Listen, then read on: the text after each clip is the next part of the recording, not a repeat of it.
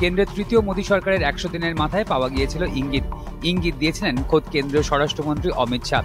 তার 24 ঘন্টার মধ্যেই এক দেশ এক ভোটের দিকে এক ধাপ এগিয়ে গেল মোদী সরকার। আজ বুধবার কেন্দ্রীয় মন্ত্রিসভার বৈঠকে পাস হয়ে গেল প্রাক্তন রাষ্ট্রপতি রামনাথ কোবিন্দের এই ইস্যুতে করা সুপারিশ। কেন্দ্র জানিয়েছে আসন্ন শীতকালীন অধিবেশনে তা বিল আকারে পেশ করা হবে। কেন্দ্রের এই সিদ্ধান্তকে গণতন্ত্র বিরোধী পদক্ষেপ বলে অভিযোগ করল তৃণমূল কংগ্রেস। 370 ধারা বিলুপ্তির পর আজ বুধবারই প্রথম ভোট হয়েছে জম্মু কাশ্মীরে। সেই দিনে আরও এক বড় পদক্ষেপের সিদ্ধান্ত নিয়ে ফেলল মোদী সরকার। গত বছরের 1 সেপ্টেম্বর এক দেশ এক ভোট নিয়ে তৈরি করা হয়েছিল একটি কমিটি, যার মাথায় রাখা হয়েছিল দেশের প্রাক্তন রাষ্ট্রপতি রামনাথ কোবিন্দকে।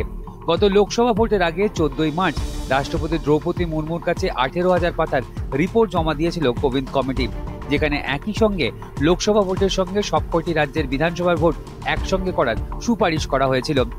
এদিন মন্ত্রিসভা বৈঠকের পরেই কেন্দ্রীয় মন্ত্রী অশ্বিনী বৈষ্ণব জানিয়েছেন, মন্ত্রিসভা কোবিন্দ কমিটির সুপারিশকে মান্যতা দিয়েছে।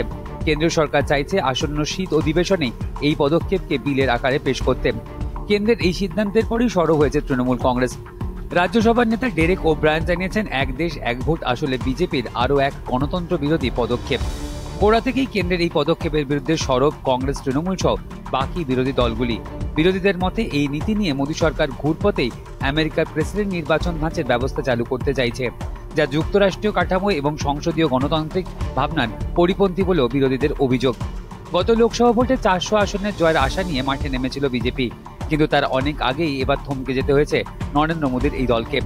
সংযুক্ত জনতা দল এবং তেলুগু দেশম পার্টির খুঁটির উপরে দাঁড়িয়ে রয়েছে এবারের এনডিএ সরকার।